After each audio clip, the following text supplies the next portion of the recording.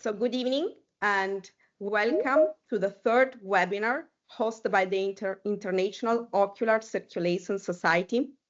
Today's webinar is on fundus autofluorescence, a key imaging tool that has changed our way to assess the retinal diseases. It's my honor to introduce our speaker for today, Professor Giovanni Staurenghi, who is a leading figure in ophthalmology and retina. Professor Staurenghi is full professor of ophthalmology at University of Milano and is the director of the eye clinic at Ospedale Luigi Sacco. He has been research fellow at Harvard's Kepens Eye Research Institute, and he has done extensive research in imaging technique, including OCT, OCTA, and fundus autofluorescence.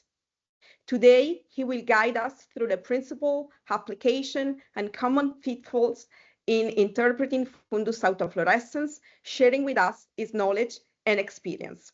Professor Staurenghi, the floor is yours. Thank you very much for the kind invitation. And, I hope I will not be too heavy in my presentation because I will start from scratch, from autofluorescence and going to some particular case. And I hope it will, at the end, you will love to use autofluorescence in your clinical practice. So again, thank you for the kind invitation for the international group here. So these are my disclosure. And everything started in VI from lipofuscin. Lipofuscin is a material that increasing the retinal pigment epithelium, but it is not the only fluorophore of the eye. In this micrograph from Catedore, you can actually see the fluorescence that comes also from Brooks membrane, the photoreceptors, and a part of the choroid. So remember, the biggest fluorophore is in lipofuscin, but you can actually see other fluorophores. So in fact, if you take a flat mountain of RPE cells from a young subject to an old subject, you see that the RPE is increasing full of lipofuscin. And as François Delory was used to say, more we grow, more we glow.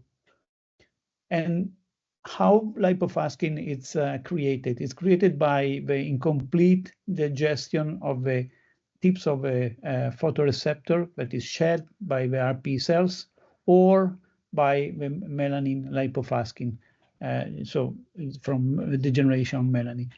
The most important component of the lipofuscin is the A2PE. And here it's an example. If we measure with a spectrophotometer in vivo, the concentration of lipofuscin, you can actually see in the fovea and the 7 degree temporal increase with age. There was a series of tentative at the beginning to find, the way to visualize, not only to measure the fluorescence, autofluorescence of the eye. And these are the first images taken with a prototype by Zeiss of a scanning laser ophthalmoscope. Unfortunately, that instrument does not exist anymore. And was done at Moorfield by Andreas von Bruckmann and the group of Alan Bird. Then another images was taken by Rick Spade with a normal fundus camera using a different setup in filters. And of course, you see that probably these filters has a little bit of leakage in infrared. Okay. And because of that, you actually see some choroidal vasculature that technically you should not see if you don't have a lack of RP cells.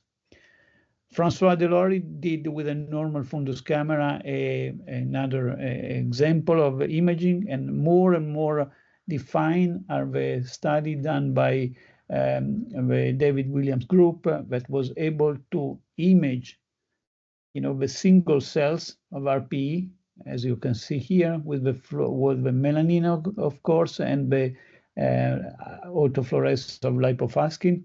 Unfortunately, this is only possible in monkeys because the light that you have to use is damaging the retina. The other possibility was the 2-photon excited autofluorescence imaging. That was, you see very, very well the cells. Unfortunately, this technique was not introduced then in humans, particularly in a clinical setup. And last and not least, the possibility to measure with a study done by, again, François Delory, that putting a reference was able to measure the autofluorescence. Last, the green emission fluorophore united with atrophic age-related macular degeneration with the color autofluorescence. It is an instrument actually available, but not possible to use right now in the clinical practice. And then the fluorescent lifetime imaging ophthalmoscopy, that is another possibility, is not measuring, is not taking actually the fluorescence from the RP cells, but is taking the decay of fluorescence after, flashing some lights. And that it's, again, promising for detecting the functioning of the function of the cells, but unfortunately is not available yet. What is available right now is a series of instruments that, as you can actually see in this image, are with the blue background and the green background. Which is the difference? The blue background it means that they are using a blue light, and the green background, the green light. Some of the instruments can do both, some others only blue. Why? Because the problem is that if you don't have a confocal scanning laser, you are not able to visualize, the fluorescence because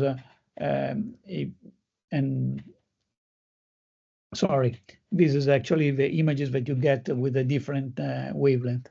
We were talking about the confocal aperture, and the confocal aperture is very important because when you actually take the light from the eye, most of the fluorescence comes from the lens, and particularly if you have a cataract, you actually, most of the lens has a fluorescence, and so you take the fluorescent light from the lens.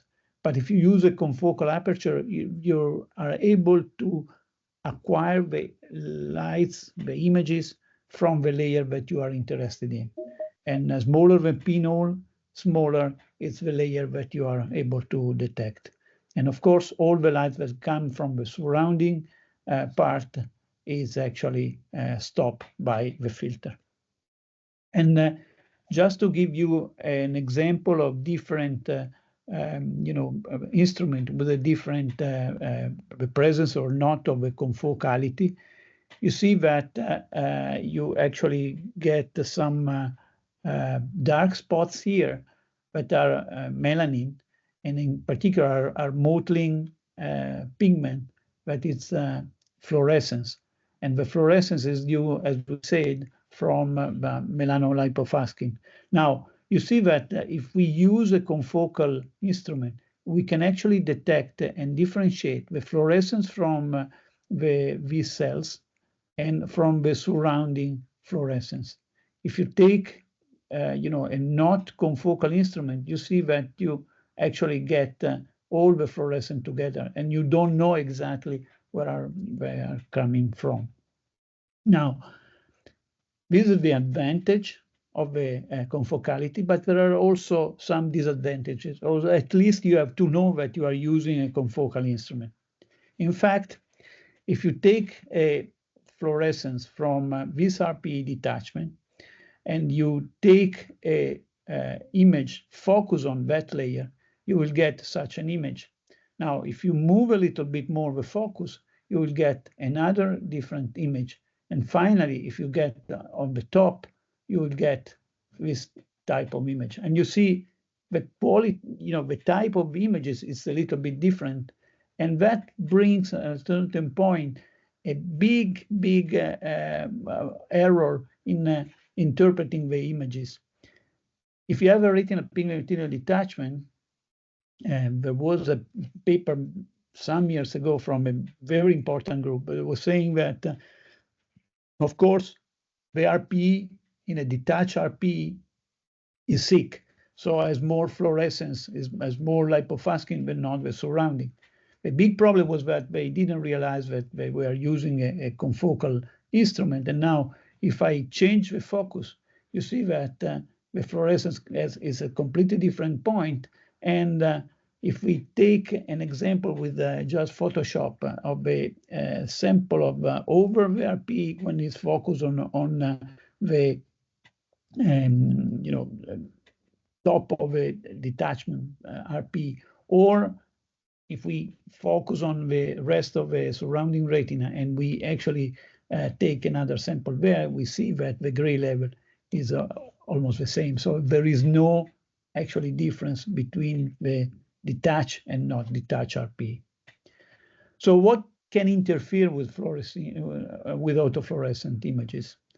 First of all, the macro pigment. Since we are using a blue light, the blue light is absorbed by the yellow pigment, so we will have a dark spot. Second, like in this case. And this is just an example of in a monkey eye where the the macro pigment is located, and why, if we use a blue light, we have a dark spot. Then another problem is the photoreceptor pigment, and the photoreceptor pigment gives this type of image. If we bleach, you actually have a disappearance of the photopigment, so it's more in some way transparent to the fluorescence of the RP. And if it's dark adapted, of course, you have a photopigment, and that has a less fluorescent fundus. And just if you use a Heidelberg instrument and you move from 20 degrees, you illuminate this part, and then you move to 30 degrees, and you see clearly the difference between the light adapted and dark adapted area. And of course, if you wait a few seconds, everything disappears. We will see later on in my presentation what can actually show, what can actually happen in some disease. And remember, the photopigment, it's over there. So pathology related to that layer can actually give a different type of autofluorescence image. And then, the subretinal or choroidal blood, and of course, is under the RP or the intraretinal blood. And of course, that blood will interfere with the fluorescence. And actually here, in just a nice example of the subretinal and sub-RP blood. You see in color, but you don't see in autofluorescence. The other interesting thing is that you can actually also detect if you have a old blood, and the old blood has a particular characteristics that it's fluorescence, but is also, and we'll see again later on in my presentation when we will speak about the near-infrared autofluorescence, that when you have a both increase of autofluorescence in blue and in near-infrared, that it's old blood. And then fibrosis is actually masking the fluorescence. What about the hard exudates? Of course, these are masking the retina.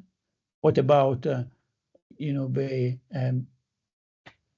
myelinated fibers or epiretinal membrane? The myelinated fibers, you see in this image of autofluorescence comparing to the color, the blue and infrared light images, the masking effect of the myelinated fibers, and of course the epiretinal membrane is almost invisible, particularly if you don't have some movement because of more evident, changes in, of the Packer, like for example, in this case, where if you look carefully, you can actually see the location of the vessel before Packer move the vessels. And this is still a big discussion about why you have such things. And recently with Christine Curcio, we had a big, tentative for prove what is actually creating such a line of fluorescence. And of course, the same things, if you have a macro translocation, you can actually see, and you see over the presence of another evidence where the vessel were. What about mottling pigment? It's quite interesting because it can be dark in retinitis pigmentosa with the bone spicules, or dark in case of macrotelangiectasia, like in this case, or in this case, where it's dark. But in AMD, actually is hyper autofluorescent. So one of the way of some cases where you are in doubt if it's macrotelangiectasia or AMD, you can actually see the autofluorescence. That if you have some pigment, the pigment dark, it's macrotelangiectasia. Hyperfluorescent, it's AMD. What about the choroidal nevus or the choroidal melanoma? For the choroidal nevi, of course, are under the RP, and so of course you don't see anything in autofluorescence. But if you have a nevi with increased autofluorescence, like in this case, this is actually one of the signs of but your nevus can be transformed in melanoma.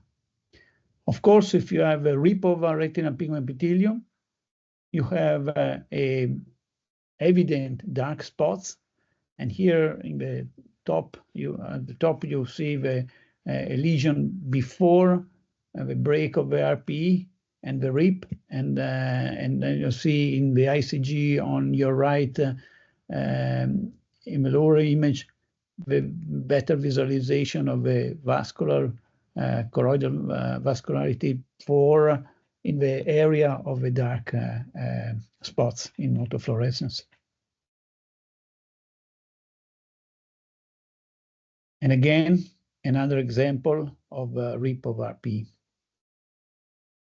Atrophy, you see, and we probably know autofluorescence just because of recently studies on geographic atrophy.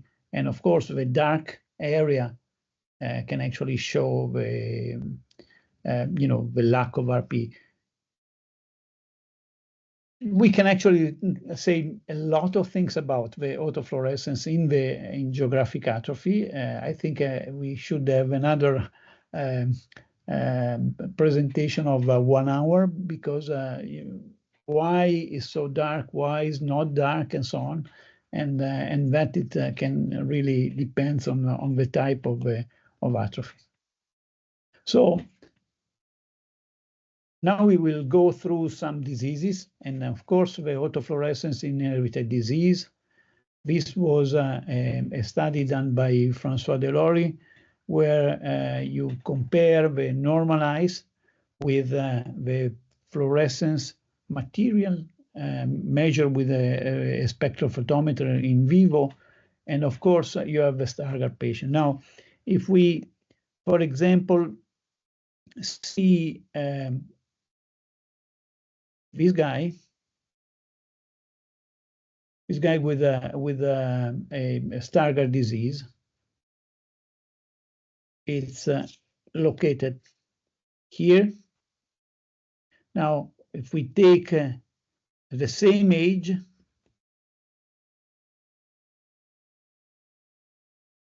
you see that fluorescence, the autofluorescence is very, very low. And if we take a same fluorescent level at the age of 50, we can actually see a fluorescence in a normal eye, but you know, with the fluorescence that looks like you know, the ones that we saw in a Stargardt patient, in a young Stargardt patient. So again, this is due to the increase of quantity of lipofuscin in the cells. With a evoluted Stargardt and another with the follow-up. And again, with the best disease, where you actually see the right eye and the left eye of a young baby with such a changes in the evolution of the material, and it's just you know, to blow up. You can actually see the single spots that probably are related to the you know, photoreceptor elongation. In a cone dystrophy, it's quite typical to have a characteristic atrophy like that, or in the pericentral retinitis pigmentosa. The autofluorescence in AMD, this was an old study that was done in the way to try to find, you know, the appearance of drusen with the autofluorescence. Now we know much more on that, and probably some of those patterns are not from NAMD patients. And what we actually see usually, it's a patient with a geographic atrophy, and you can actually see during the time how, you know, the lesion can grow.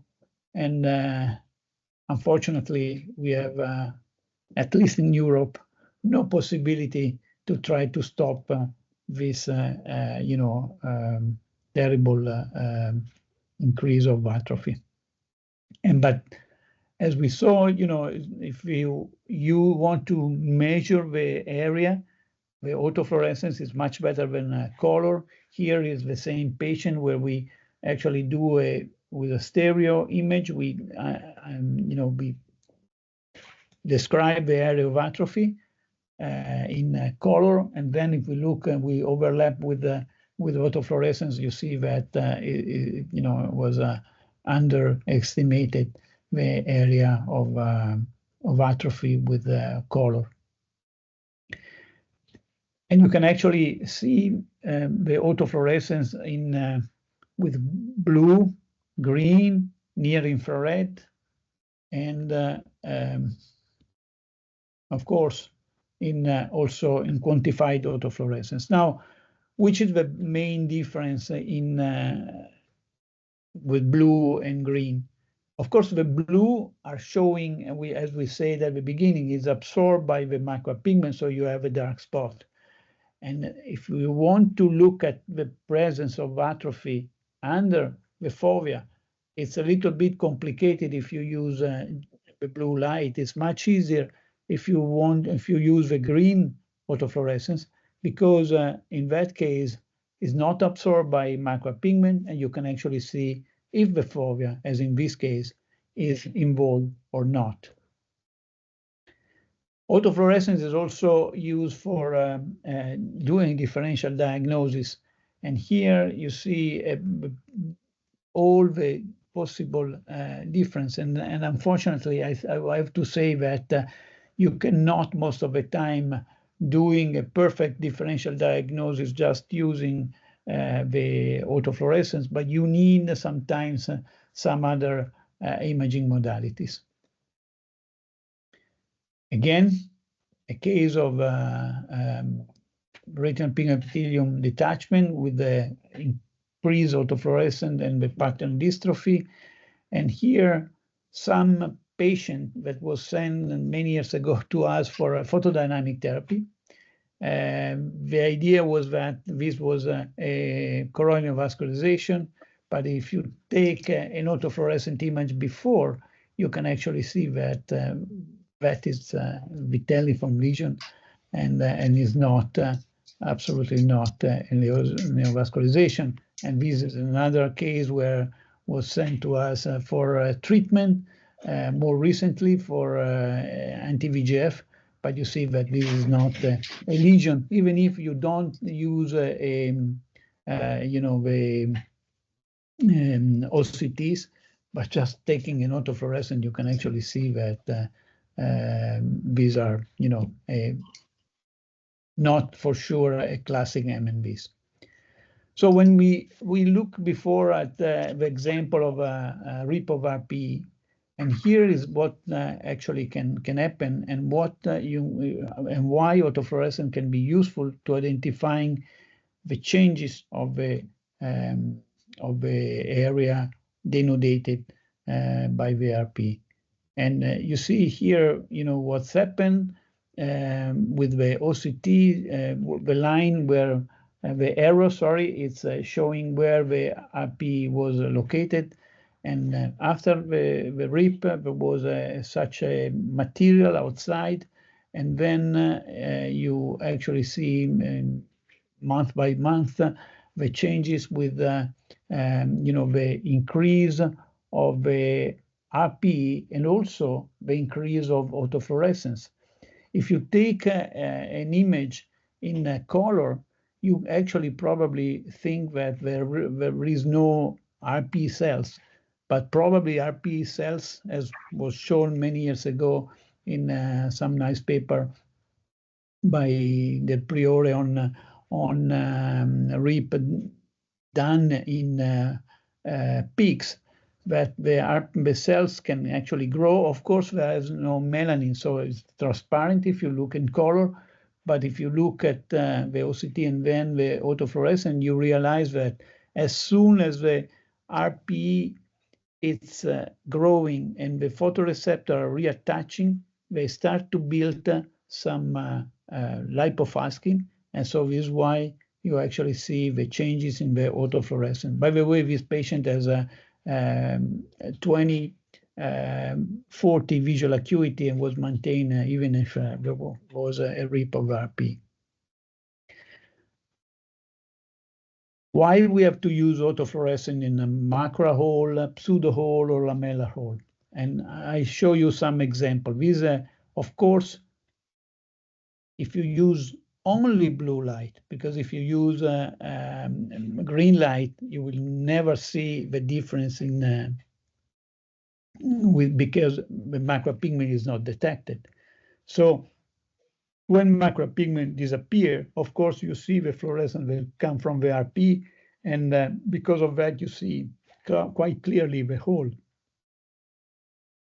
This is a lamellar hole, and you see that the fluorescence is not so bright and so defined. And in fact, this was in our case with old OCTs, but you see the lamellar hole that was absolutely evident, but also in autofluorescence. And of course, if you do surgery, you can actually detect if the hole is closed just looking at the autofluorescence. And that is quite important because it gives you also information about the macropigment, so the relocalization of the macropigment that OCT cannot show. And that was, in this paper by Ferdinando Bottoni. Autofluorescence in inflammatory disease. This is a multi-vanished white dot syndrome, and this is a typical example of something that you can see only if you not use you know, the slit lamp and your lens to see the fundus, because if you bleach the photopigment, you will never be able to see the spot of a hyperfluorescent. In fact, on the right, you see the image is taken 10 seconds after, and is not 10 days after, when you know, the disease is gone. So it's a very important sign, but at the same time, it cannot be detected if you are not choose to do infrared and autofluorescent image before checking the eye with a slit lamp and you know, and the lens.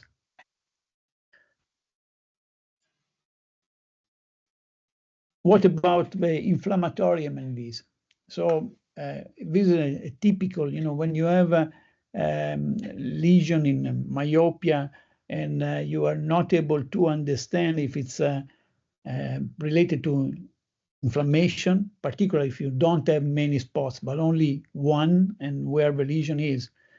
The interesting thing is that all the time, this type of lesion became autofluorescent. So give a autofluorescent, increase autofluorescent scar, like in this case. Or you see in these cases, where you actually have the edges that are hyper autofluorescence. This is a case of another inflammatory lesion, where you actually see with almost in a short time, you actually have a increase of atrophy, but then there is around an increase autofluorescence, and that is typical of inflammatory MNVs. What about serpiginous choroiditis? Autofluorescence is very important, I would say, and in particular, you see the active part that became autofluorescence before, you know, became again dark. And just to show, you know, where it was and the increase. This is a patient that we follow, and the patient, you see the lesion, this hyperautofluorescence, it's a coronial vascularization that also she developed. And if you see, there is you know, always when she was stopping corticosteroids, she was actually increasing and spotting a new active area.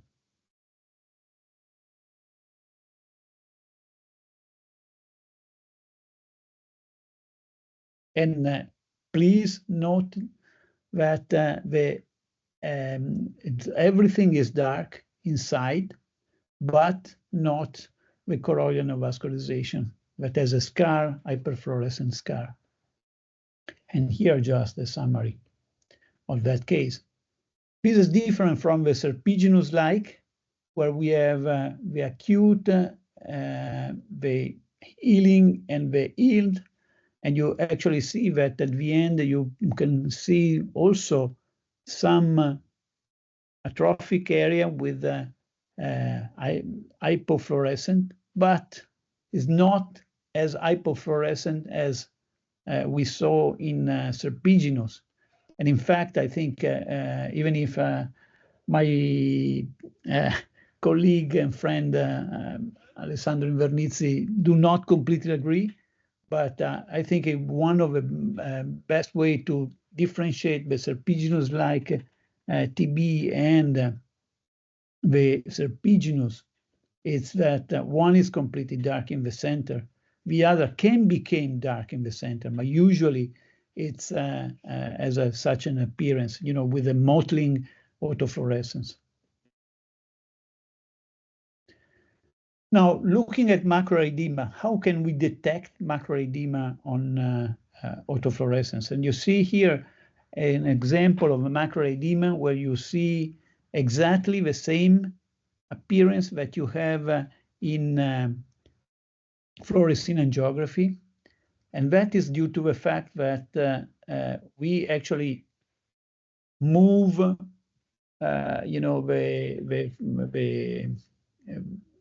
autofluorescence. In this case, for example, this was a Crohn's disease related macroedema, and you see that the edema disappear, and the, you know, aspect of the also in autofluorescence became normal. Now, looking at different disease again, nervine gas, the same things for because of the fact of the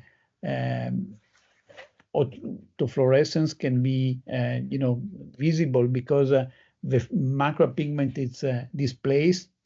And here just another example of another macular edema, and just to show as I tried to explain, you know, if the macropigment is displaced, so you get the fluorescence that comes from the RP, but is not anymore masked by the macropigment.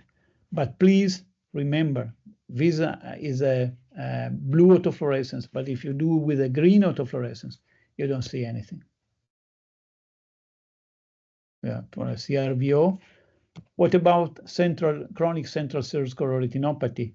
You know, you can actually have an increase of autofluorescence, and there was a big debate. What is that type of autofluorescence? Is due to what?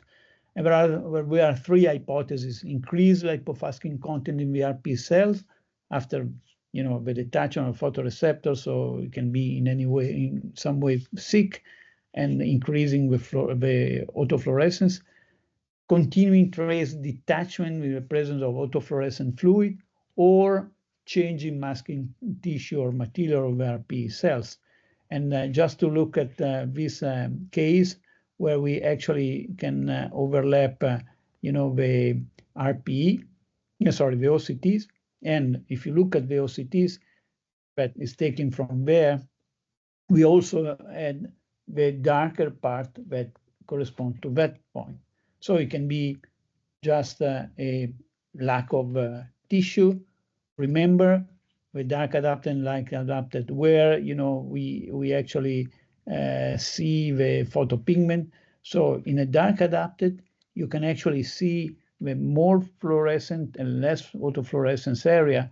But if you bleach, you see that that difference disappears. So it's actually really related to lack of tissue and the photopigment that doesn't exist in the area where photoreceptors are not present anymore.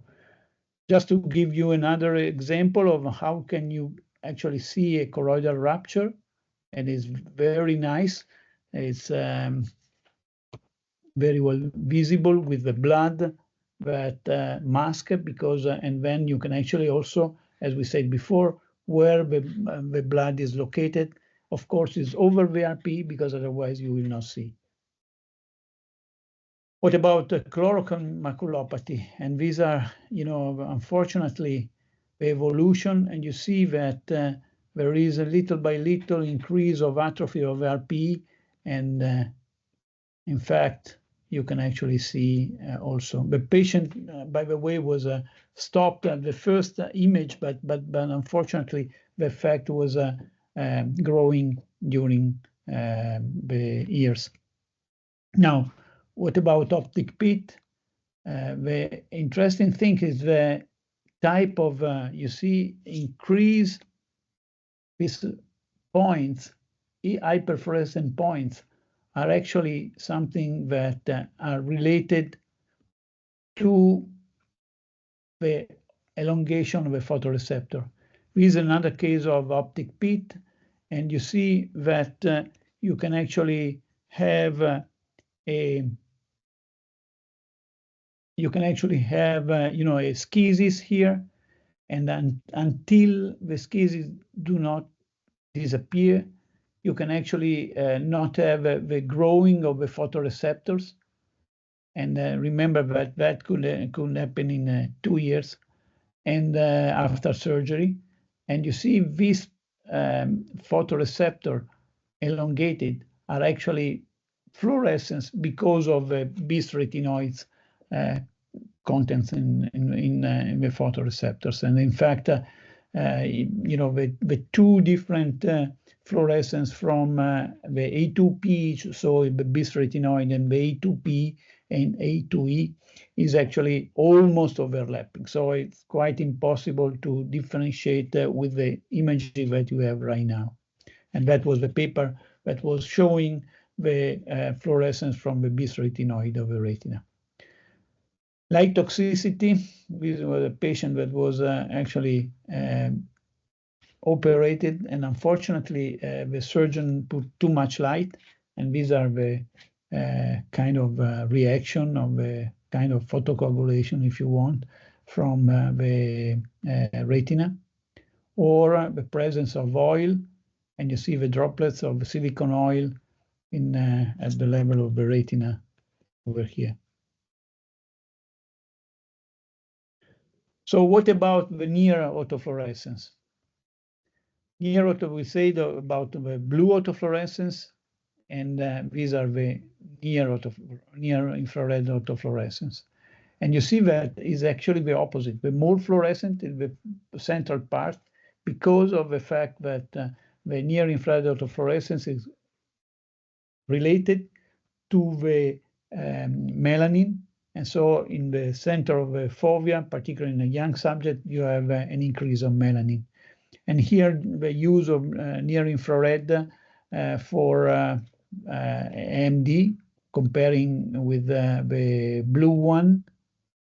Here is a Stargardt patient, and if you compare, you see that the RP cells probably already sick, they lose more melanin than not before dying, and that is why the area of persistent RPE is smaller in near infrared than not in blue autofluorescence. Here another example of the whole blood, and as I told you at the beginning, if you have whole blood, it's fluorescent in both 488 and 810 nanometer. And here just another example of a patient. This is also central cerebrospinal retinopathy, and the presence of that hyper autofluorescent corresponding usually at some changing VRP and mottling pigment. This is another AMD with an increase of autofluorescence because of the melanolipofuscin. So the pigment that you can see here is actually hyper autofluorescent in 488, and also because of melanin in 810 nanometer. And EVI, of course, we say no visible blue autofluorescence, but since the near infrared is penetrating the RPE and it's very reflective, and also autofluorescence for melanin, you actually see very clearly the drusen. I will spend just few words for the color autofluorescence. As I told you, it's not so new, but not available yet. And the difference is that if you illuminate it with a 452 instead of 488, and then you take a normal detector for the fundus, for the color fundus, you get such an autofluorescence image. And of course, why the vessels are red? Because the absorption of red can give you such a type of fluorescence. So macropigment, there is also a masking effect. You see here in macrotelangiectasia, where you don't have a macropigment and then the mottling pigment is dark. What about the optic nerve head? You see the greenish appearance that is related to the connective tissue. And here is a drusen of optic nerve head that we know is very fluorescent also with a normal fundus camera. But here you see that probably it's the material is completely.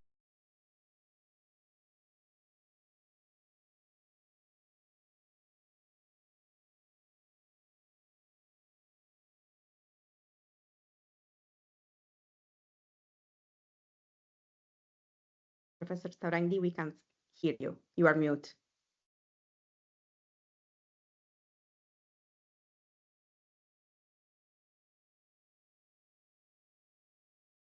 Professor Staurenghi, you are mute.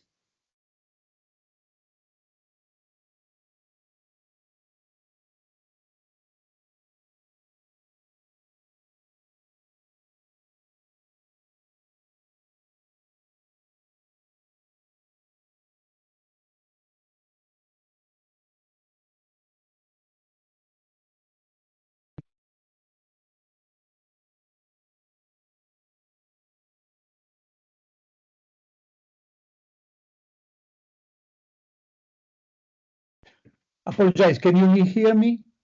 Yes, yes, we do. Okay, sorry, I don't know why it was mute. So I think I was at that point when became mute, and so the idea is that you see the drusen of the optic nerve head usually are highly autofluorescent, also with a normal fundus camera. But if you look at the color, the fluorescence, it's a little bit more greenish than not what you expect with lipofuscin. So probably can tell us that there is a different material. And of course, the cataract can interfere. So visit patient before and after cataract surgery. And here you can actually see why I was saying before that if you use not a confocal instrument, you can get a very, a lot of the fluorescence from the lens, because the lens and on the right eye was the cataract, and on the left eye was pseudophakic. And of course, also the connective tissue of the sclera gave a green autofluorescence. And in fact, here you can actually see the same type of atrophy, but one more greenish than the other, and that is related to the fact that you have less tissue, like in myopic eyes. And you see that since you have less choroid, you get the fluorescence from the sclera.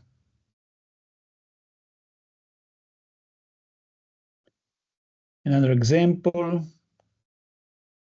before was Stargardt. This is AMD. This was a vitelliform lesion of the best, and this is another 2 cases of Stargardt disease. And you see also the fluorescence is more orange or vermilion, as was described many years ago in color, but it's actually also the color autofluorescence looks different. So I think I cover as much as I could. And before finishing, I would like to thank all my colleagues that during the years, they helped me in acquiring and thinking and interpreting the images of the autofluorescence.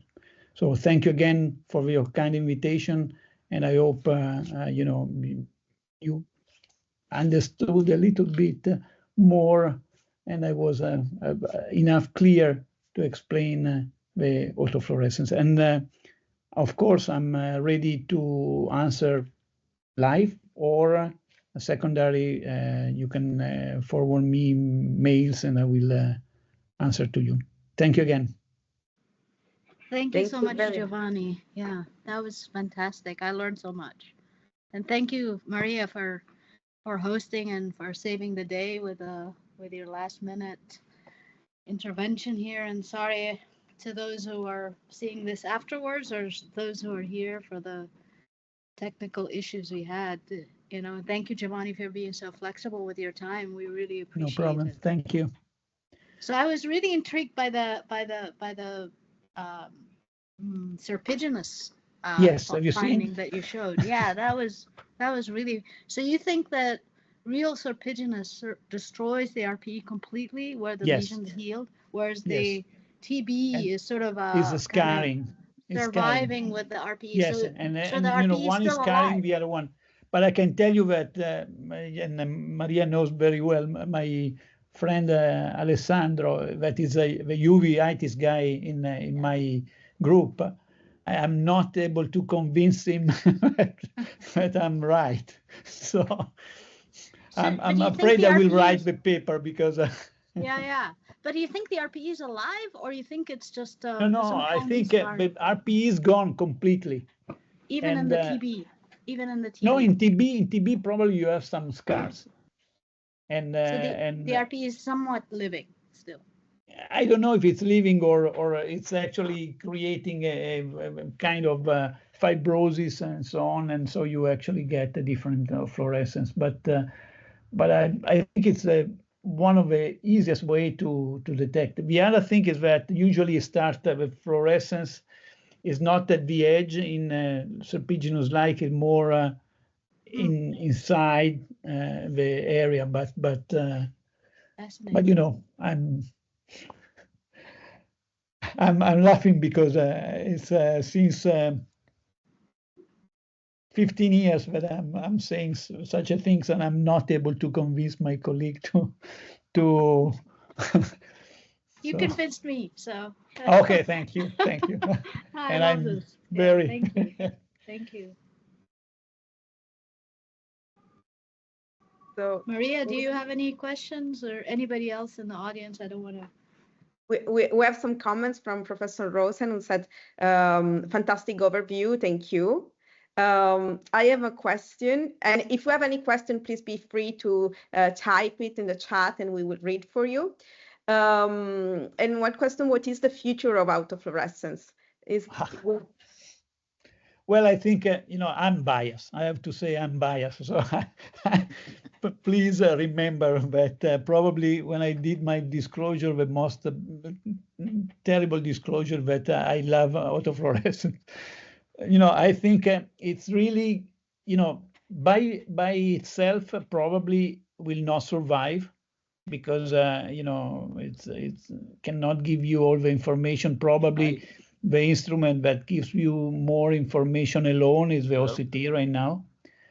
But sometimes it's very important for doing differential diagnosis.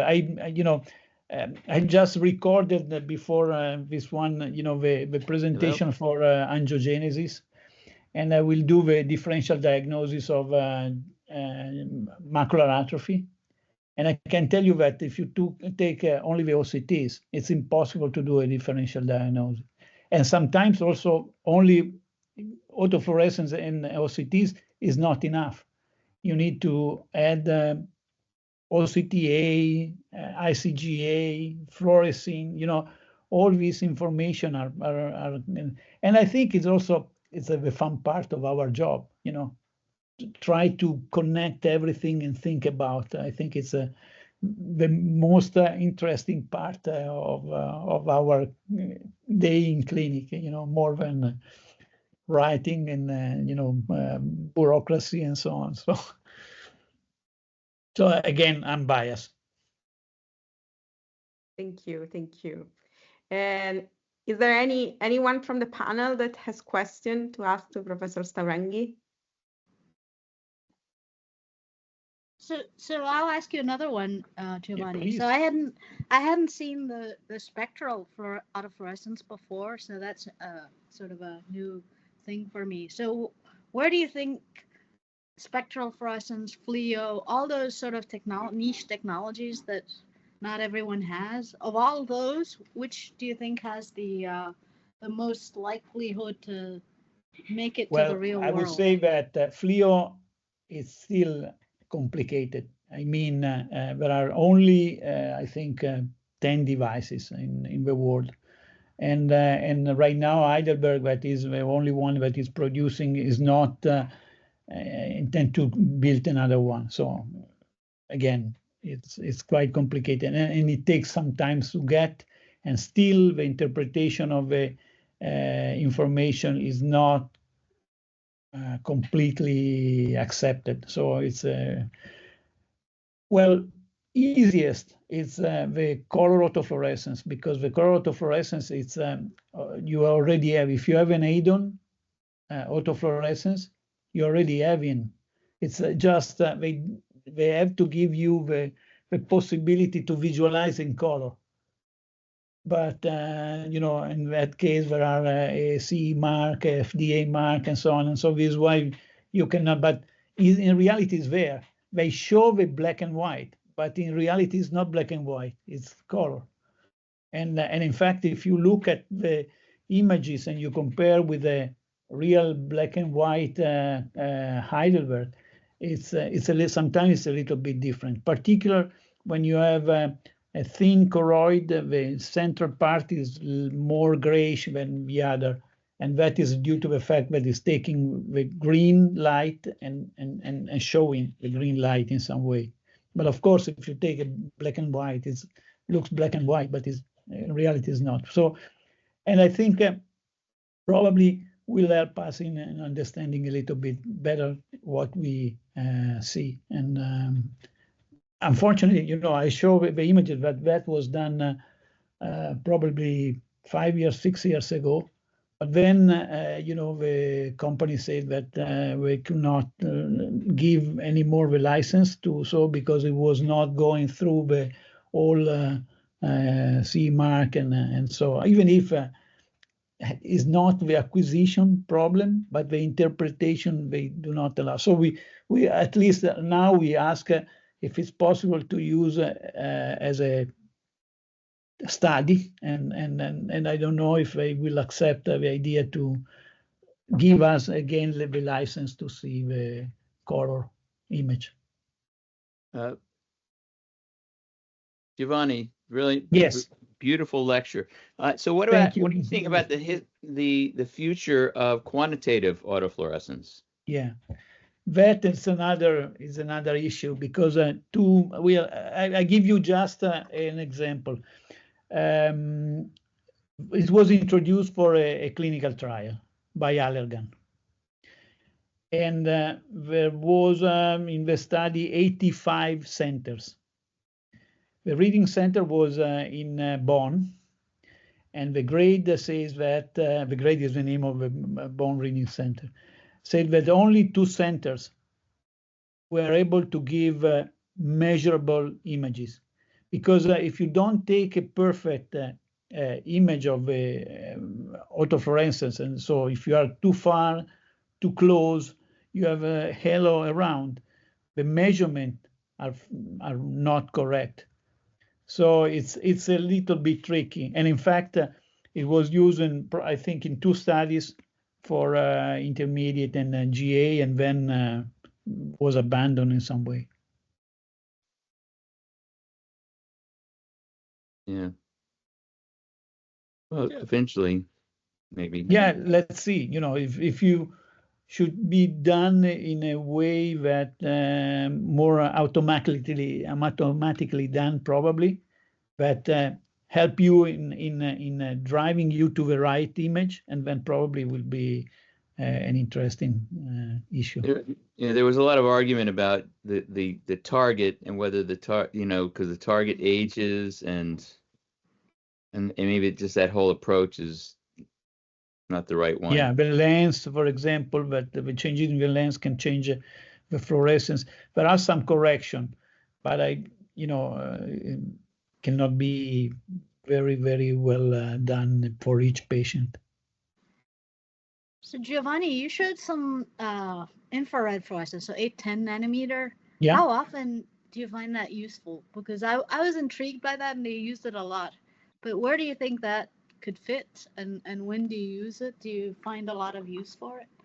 Well, I think it depends on if you use for a clinical setup. I think when you have some grayish material in the fundus and you don't know exactly what it is, if you do with both autofluorescence and in hyper autofluorescence, you see, oh, that is all blood and that's it. Otherwise, it's still not very well described as a tool that you can use, also because it's not always easy to get any near infrared images.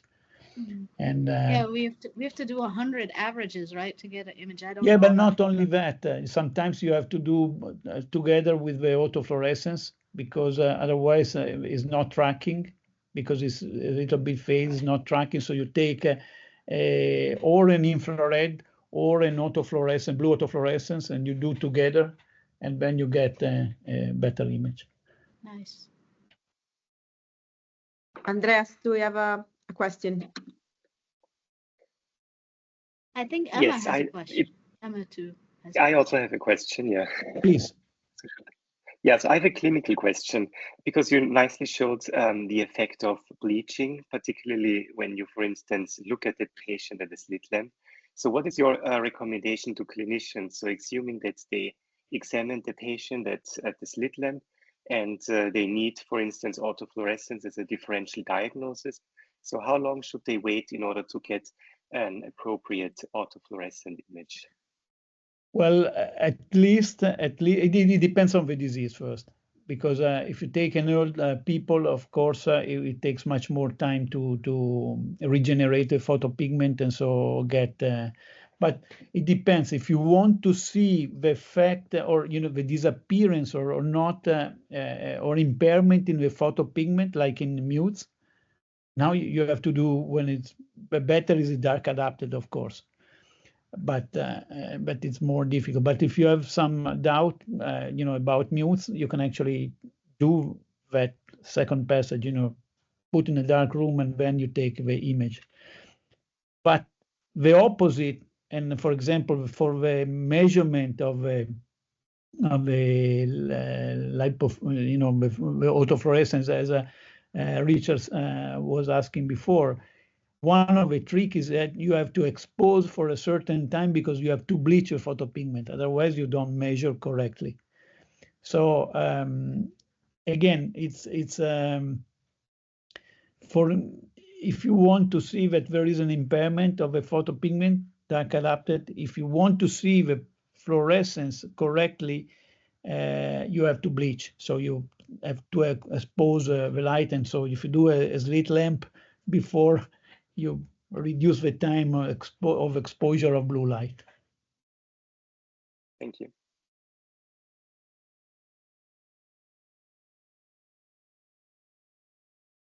We had a question from Anran. Thank you, Professor Staurenghi, for your wonderful overview. I think you already answered, but if you may add, what's your suggestion for using OCTA and fundus autofluorescence effectively in clinics? Okay, so I think it depends. I think the only way that the two things are using the same time for doing a differential diagnosis, I think it's a Stargardt or in late onset Stargardt, for example, in geographic atrophy, because the autofluorescence looks exactly the same. And angio-CTs can show that you don't have a subtle layer and in a late onset Stargardt, and you still have in AMD. And that is actually helping you to doing a differential diagnosis. If you don't want to use ICGA, because it's even more evident. But otherwise, I think OCTA and autofluorescence are a little bit exploring two different things. One, the RPE, and the other, the vasculature. Perfect, thank you. Are there any other questions? If not, we will send the recording of this webinar to all the people who registered. And thank you, Professor Staurenghi. We'll learn a lot. Thank you very much. Bye. Thank you. Bye. Thank you so much, Giovanni. Thank you. Thank you. Thank you. Thank you. Thank you. Safe travels.